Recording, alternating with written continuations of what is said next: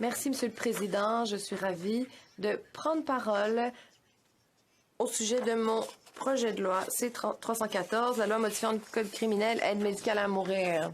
Ce projet de loi vise à réaffirmer la dignité et la valeur de chaque vie humaine. Il est question de reconnaître que ce sont les plus vulnérables d'entre nous, les handicapés, ceux qui souffrent de problèmes de santé mentale, à qui nous devons défendre, et nous devons leur donner l'occasion de vivre leur vie pleinement. L'aide médicale à mourir a été légalisée en 2015 au pays par l'arrêt Carter de la Cour suprême et plus tard en vertu du projet de loi C-14 de ce gouvernement. En vertu de ce projet de loi, l'aide médicale à mourir, ou l'AMM, était strictement limitée aux adultes consentants qui avaient une maladie incurable, qui leur causait une souffrance durable et intolérable qui ne pouvait pas être soulagée et où la mort naturelle était raisonnablement attendue. À l'époque, le gouvernement et les intervenants ont rassuré les Canadiens que ce n'était pas une pente glissante où la portée de l'aide médicale à mourir serait constamment élargie pour inclure de plus en plus de Canadiens vulnérables. Sans surprise, dans les 8 ans depuis l'arrêt Carter, ce gouvernement a commencé à élargir le régime d'aide médicale à mourir pour inclure de plus en plus de Canadiens sans défense, et tout particulièrement ceux qui vivent avec un handicap. À la fin de l'année 2019, un juge au Québec, dans le cas Truchon, a jugé que le test était non constitutionnel. Malheureusement, ce gouvernement a décidé de ne pas interjeter appel à la Cour suprême du Canada, supposément parce que la décision cadrait avec l'intention du premier ministre de dramatiquement élargir la portée de l'aide médicale à mourir. Ceci a mené à une situation dans laquelle la Cour suprême du Canada, le plus haut tribunal du pays, n'a jamais pu donner son opinion sur la validité, la constitutionnalité du critère de prévisibilité. Le gouvernement, en réponse, a déposé le projet de loi C-7 qui éliminait le critère de prévisibilité, mais qui excluait les gens souffrant de problèmes de santé mentale du régime d'aide médicale à mourir. Voici ce que le ministre de la Justice a dit à l'époque, et je cite. Le fait que nous pourrions risquer de mettre fin à la vie de quelqu'un dont les symptômes auraient pu être améliorés est la raison pour laquelle nous pensons que l'aide médicale à mourir ne devrait pas être disponible pour les gens souffrant seulement d'une maladie mentale, car cela pourrait avoir des effets sur la prévention du suicide si l'aide médicale à mourir était disponible pour ce groupe. Ensuite, il a dit qu'il n'existait pas de consensus entre les experts sur l'aide médicale à mourir pour les gens souffrant de problèmes de santé mentale. Il y avait énormément d'incertitudes entourant cette question. Les experts n'arrivaient pas à se mettre d'accord. Nous devions donc faire preuve de prudence. Voilà l'opinion du ministre de la Justice jusqu'à ce que le Sénat, non élu, dépose un amendement qui élargissait le régime de l'aide médicale à mourir pour ceux dont la seule condition sous-jacente était un problème de santé mentale. Malheureusement, le ministre et le premier ministre ont accepté cet amendement sans opposition, sans réticence. Donc, que s'est-il passé à la prudence que prônait le ministre? Et qu'en était-il de la prévention du suicide qui préoccupait la ministre? Et qu'en était-il du fait qu'il n'était pas sécuritaire de permettre l'aide médicale à mourir pour la seule raison de souffrir d'une maladie mentale? C'est une question complexe qui est très personnelle. C'est une question personnelle car cela touche la vie, une vie humaine précieuse. Mais j'aimerais rappeler au ministre et au gouvernement que c'est aussi une question très simple, c'est-à-dire que chaque vie humaine est précieuse et vaut la peine d'être défendue et protégée, surtout pour ceux qui n'ont pas la possibilité de parler ou de défendre leurs propres intérêts. Une des fonctions du gouvernement est de protéger ses citoyens, de protéger la vie humaine. En fait, le droit à la vie est enchâssé dans l'article 7 de notre Charte de droits et libertés. Malheureusement, le projet de loi C7 du gouvernement échoue à protéger la vie des gens les plus vulnérables. Il élimine un filet de sécurité critique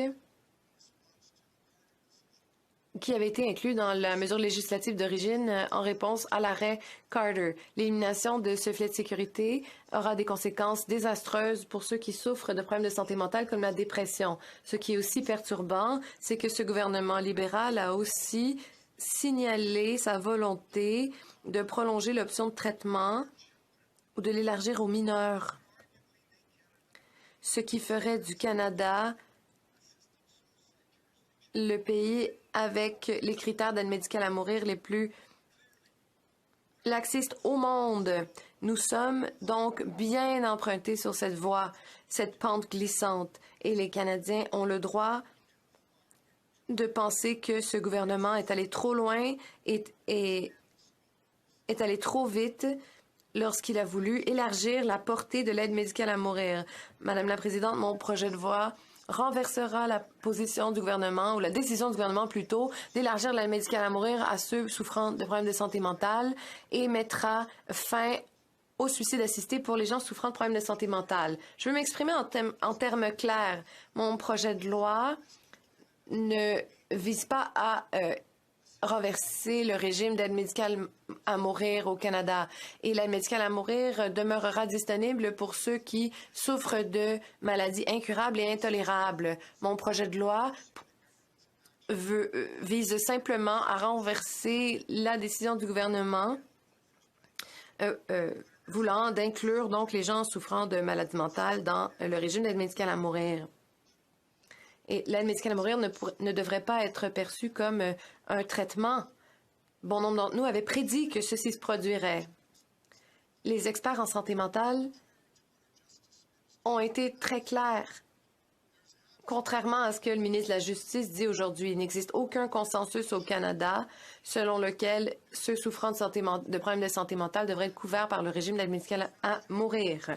Voici ce que les experts et d'autres intervenants de la communauté de soins et de santé mentale disent. Canadian Mental Health Association. John Mayer a dit offrir le suicide tout en refusant d'offrir des soins est tout un échec. Cela mine les efforts de prévention du suicide. Il s'agit d'un déni de notre devoir en matière de santé mentale.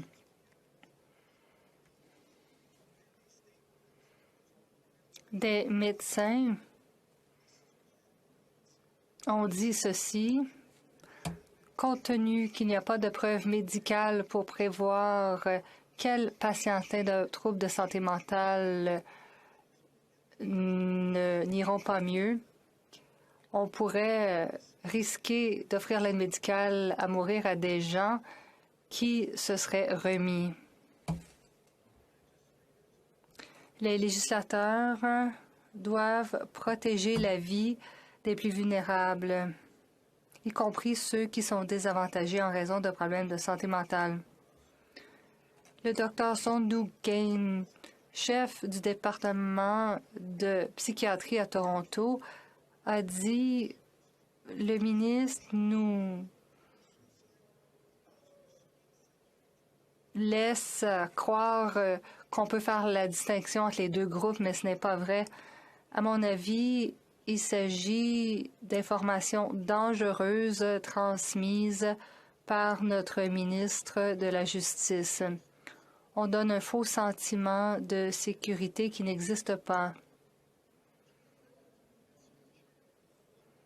Tour Lemons de l'Université de Toronto a dit « J'exhorte le Parlement à prendre très au sérieux à quel point on prive les personnes atteintes de troubles de santé mentale d'une protection égale contre le décès prématuré. Les gens méritent d'être protégés. On doit se concentrer sur l'accès à tous les services de soutien de santé. Faciliter la mort fait exactement le contraire. » Et Floor Tang, psychiatre et professeur au département de psychiatrie à l'Université d'Ottawa, dit « On ne peut pas prévenir le suicide tout en le facilitant. On s'attend des professionnels de la santé qu'ils fassent les deux. Les Canadiens méritent de vivre dans un pays qui protège le droit à la vie et à la sécurité de tous. Les lois actuelles ne respectent pas ce pacte social. Même le ministre de la Justice du Canada a reconnu que l'irrémédiabilité n'a pas été encore résolue pour justifier tout un changement de politique. L'aide médicale à mourir ne tient pas compte de la promotion par le gouvernement des programmes de prévention du suicide, y compris la création récente d'une ligne 888. On ne peut pas avoir le beurre et l'argent du beurre. On ne peut pas dire vouloir prévenir le suicide d'un côté quand on fait la promotion de l'aide médicale à mourir pour les personnes atteintes de troubles de santé mentale de l'autre côté. Au cours des 8 dernières années, nous avons été nombreux à exprimer nos préoccupations. La décision Carter et le projet de loi C-14 mèneraient à cette expansion. De plus en plus de gens vulnérables sont donc exposés à l'aide médicale à mourir. Nos préoccupations n'ont pas été prises au sérieux. On nous a accusés de semer la peur et de mal représenter les intentions du gouvernement libéral. Toutefois, aujourd'hui, avec la décision Truchon et le projet de loi C-7, on voit que nous avions raison. De plus en plus de groupes de défense des personnes handicapées ont tiré la sonnette d'alarme. Ils font valoir que ce projet de loi est une forme mortelle de discrimination. Il est plus facile pour les personnes handicapées de mourir que de vivre. On entend de plus en plus parler des sans-abri qui vont à des banques alimentaires pour demander l'aide médicale à mourir, pas parce qu'ils souffrent d'une maladie incurable, mais parce qu'ils ne veulent plus être sans-abri. Une revue a demandé pourquoi le Canada procède-t-il à l'euthanasie des pauvres. On semble dire pourquoi pas. En fait, un document par 2 professeurs de l'Université de Toronto dit que ce devrait être en fait socialement acceptable. Monsieur le Président, ce n'est pas digne de notre pays. Nous avons aussi entendu parler d'anciens combattants qui souffrent de SSPT, à qui on conseille l'aide médicale à mourir plutôt que les traitements et les soutiens dont ils ont besoin. On parle des gens vulnérables que le gouvernement avait promis de protéger. Les Canadiens peuvent se demander si ce gouvernement tente d'éviter de faire en sorte que l'aide médicale à mourir ne fasse pas l'objet d'abus. Mon projet de loi C-314 nous donne tous l'occasion de prendre un recul et d'examiner le cheminement que nous avons fait. Comme je l'ai dit, mon projet de loi renverse la vapeur relativement aux lois sur l'aide médicale à mourir.